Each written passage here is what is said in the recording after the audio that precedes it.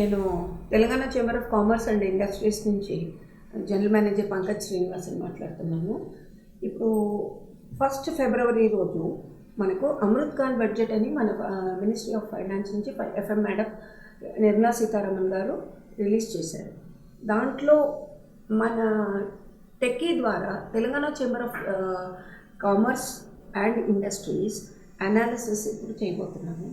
Techie analysis ఏంటండి, మీరు కొంచెం అది వివరాలు చెప్పగలుగుతారా? ఫర్ ఎగ్జాంపుల్, ఇప్పుడు టొబాకో గురించి కొంచెం వేవ్ చేశారు, కొంచెం ఎక్కువ చేశారు, లాస్ట్ టైం తక్కువ అయింది, ఈసారి ఎక్కువైంది. దాని గురించి మీ అభిప్రాయం ఏంటి? కొంచెం వివరాలు చెప్పండి. తెలంగాణ ఛాంబర్ ఆఫ్ కామర్స్ గురించి మనము budget Telangana chamber of what we are thinking is what is there in the budget in the eyes of Telangana chamber of commerce. What is in the view of Telangana Chamber of Commerce, what is there in the budget? Let us see. According to the government budget presented by the finance minister, the budget has multiple purposes, multiple aims, multiple targets to achieve to strengthen Indian economy. For the Amrit Kaal budget, for the first Amrit Kaal budget for the year 2023 to 24 to 22 for next 25 years, next up to 2047. This is the first step towards that Amrit Kaal. So, according to the budget, the aims of the according to the budget presented, what are the aims of the budget as per the government? Let us see what are the aims of the government. Sir, I think comparatively with earlier budget presented by the MOF, I think this year it has been a nice, thorough work done in all angles to suit everybody, common, rich and the poor. Do you agree with that, sir? So that is, we will analyze first. Let us see what is there in the in the budget first. Yes. Then we will answer that. Yes. What are the aims of the budget? Facilitating ample opportunities for citizens, especially youth. Providing strong impetus to growth and job creation. Strengthening macroeconomic stability, to aim for empowerment of women and budget women, to enable women self-help groups to reach next stage of economic empowerment, to help self-help groups with raw material supply, branding, marketing of products. And one of the priorities what the government mentioned in the budget is Saptarishi, 7 steps. That is inclusive development, reaching the last mile, infrastructure and investment, unleashing the potential, green growth, youth power, financial sector. These are the main targets and priorities of the government while presenting the budget for the assessment for the year 2023 and 24. These are the main priorities of the proposed government, and also for the long-term project, long-term purpose, not for the short-term gains, but for long-term purpose to strengthen the economy with job creation and the employment generation. This project is proposed as per the government. Yes. Yeah, I totally agree with you, sir. This is a long time term plan which they have done, which will suit everybody and would not pinch their personal pockets for any reason and make the life more easier to survive. Yes.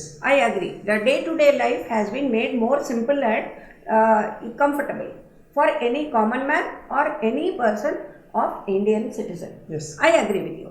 Now, what about the 50? Now, employment creation you are talking about. The employment creation for the youth, you mean to say, are there any, again there will be a bifurcation of categorization of recruitment in the airport, and are we going to again, from where will the finance be supplied for infrastructure construction also has been reduced. So obviously when the FM has announced 50 airports and heliports and aerodromes being proposed for preparation, fine. But where are we going to cater the funding for all this? Last year, for the financial 22-23, the government expected a revenue, and which is with regard to income tax collection, direct tax collections, the government expected a collection of 19 lakhs crore. But until now, the government could collect more than 19 lakhs crore. By March, I think the government will get at least 3 crores more than the budget proposal. So the government is in comfortable position with regarding the revenue and sources of our funds are concerned. Not only income tax, GST collections also improved. Earlier last year it was 1.4 lakh crores per year. This year it is 1.5 lakh crores, 1.55 lakh crores also. The GST collections are improving. One more thing, the advantage is there are savings in the amount allocated in the current year budget. Some government, department ministries some departments could not spend the amount or could not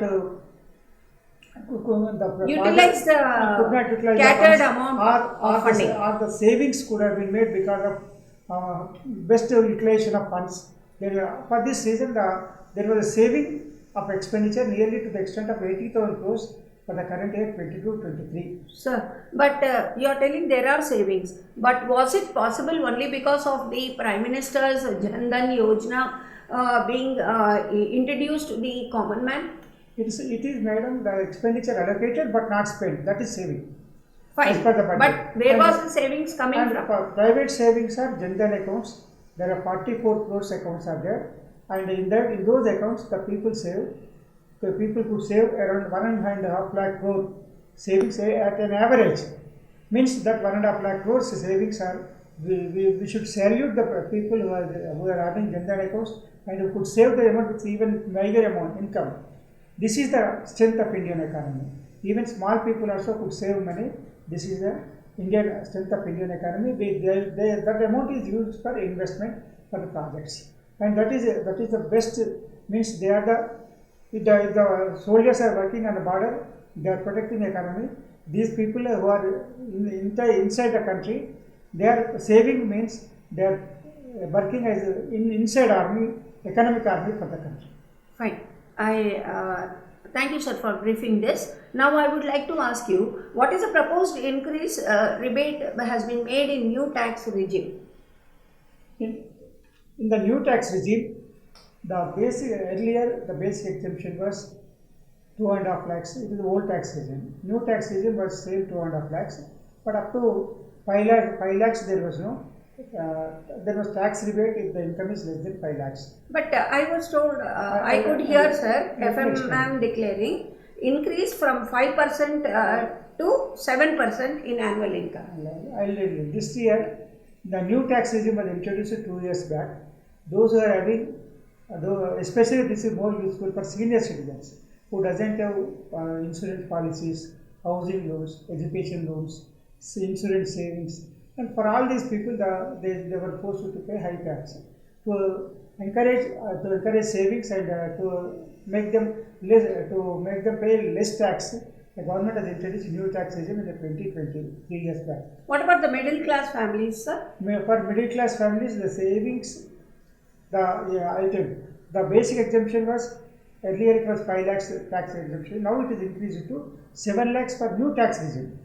It is not for old tax regime, it is only for new tax regime. Now I think it is from 0 to 3 lakhs earnings also is waived. And if the income is 6 lakh 50,000 or 6 lakh 90,000, he need not pay any tax. Okay. If the income is 7 lakhs 10,000 or 7 lakhs 1,000, he has to pay tax from 3 lakhs onwards. Fine. So that is the slab system there. Slab system from 3 lakhs to 6 lakhs 5%.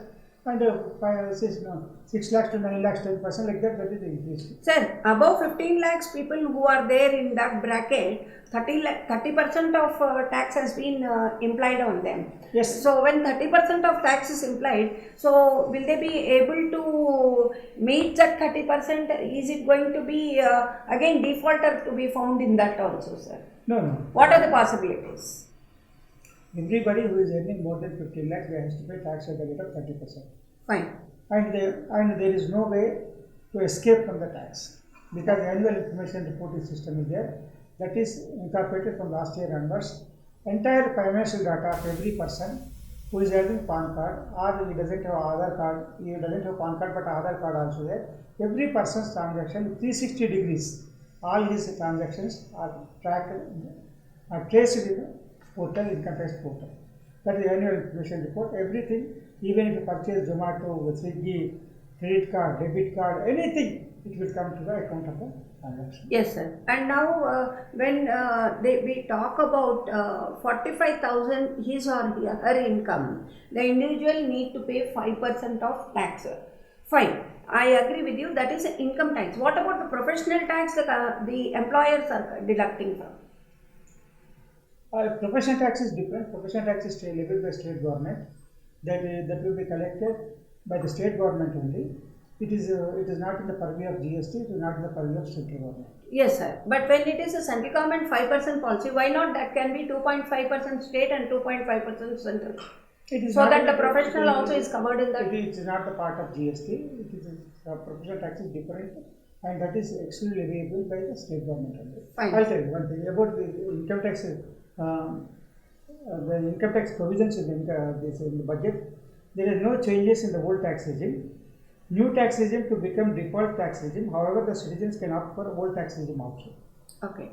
No tax on income up to 7 lakhs plus 50,000 of standard deduction of pensioners. Okay. What about the senior citizens investments, sir? Government proposed to reduce the surcharge from 37% to 25% in the new tax regime for higher income groups. The new income tax slabs are up to 3 lakhs 0 to 3 lakhs nil tax, 3 to 6 lakhs is 5%, 6 to 9 lakhs is 10%, 9 to 12 lakhs is 15%, 12 to 15 lakhs is 20%, about 15 lakhs is 30%. This is the taxable structure under the new tax regime. And any individual whose annual income is of rupees 9 lakhs will have to pay only 45,000, and income of rupees 15 lakhs will pay 1.5 lakh tax, and above 15 lakhs will be tax rate 30%. By paying lesser tax, do we benefit in net profits, sir? Net payment? Yes, by reducing these slabs, the government will, the person need not pay more tax, the person can pay reduced tax. That will, the balance will be in the saving of the common man. Those who are earning less than 15 lakhs, there is a saving of nearly 37,000 per, if the income is less than 15 lakhs, the person's tax saving will be 37,000. Sir, I could survey some common people in the market, common man. What they say is, when a product is kept in the market and it is charged with MRP, why do the traders or the sellers charge more than the MRP price? Why there is no voice upon it and ceiling on it? So there is control, the ceiling is there, competition commission will take care of that. But it should be, complaint should go from the consumer to the competition authority. Fine. It is not the government regulation, it is beyond the government regulation. It should go, from the complaint should go with evidence to the competition authority. And with regarding, by now the budget is around 45 lakh crore, the budget proposal is 45 lakh crore, but whether any lenience on fiscal discipline.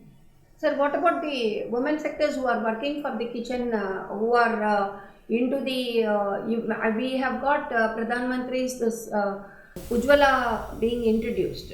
So after he has come, the Ujjwala scheme has been introduced to Ghar Ghar Mein gas also. So everybody, the people who are having firewoods are now working, even the common man, poorest economy, slum people are using gas facility. That is only by the grace of the new scheme started by our Honorable Prime Minister Modi ji. But at the same time, what is the provision given by the government, central government, for the wheat producers and wheat vendors and wheat procurers? A minimum support price. Is there any ceiling price in the wheat? Provisions part of it for a woman, because that is purely a women sector's benefit scheme. Main products, main eatable products are covered under minimum support price, which is given by the government. So main product is, main eatables are main groceries. Nearly 2/3 of groceries are covered under minimum support price for producers as well as MRP for consumers.